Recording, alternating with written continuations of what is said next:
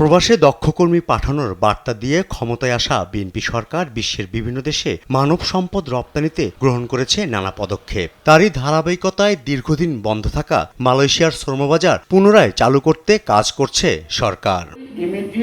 সেই সাথে মধ্যপ্রাচ্য জুড়ে চলমান যুদ্ধে হামলা পাল্টা হামলায় প্রাণ হারানোদের দেশে আনা হচ্ছে এবং যারা প্রবাসে অবস্থান করতে চান তাদের নিরাপত্তায় মিশনগুলো কাজ করছে বলে জানিয়েছেন প্রবাসী কল্যাণ ও বৈদেশিক কর্মসংস্থান মন্ত্রী আরিফুল হক চৌধুরী। রোববার সিলেটের জেলা আইন শৃঙ্খলা কমিটির মাসিক সভা শেষে প্রবাসী শ্রমিকদের জন্য এসব বার্তা দেন তিনি।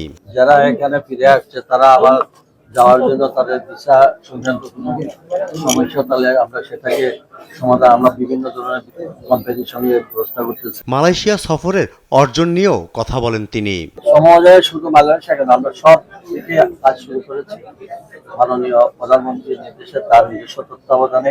বাংলাদেশি কর্মীদের জন্য মালয়েশিয়ার শ্রমবাজার পুনরায় চালু এবং অভিবাসন ব্যয় কমাতে দুই দেশের মধ্যে গুরুত্বপূর্ণ অগ্রগতি হয়েছে বলে জানিয়েছেন প্রধানমন্ত্রীর কার্যালয়ের মুখপাত্র মাহাদি আমিন। বলেন, মালয়েশিয়ার প্রধানমন্ত্রীর সঙ্গে বৈঠকে শ্রমবাজার দ্রুত উন্মুক্ত করার বিষয়ে আলোচনা হয়েছে।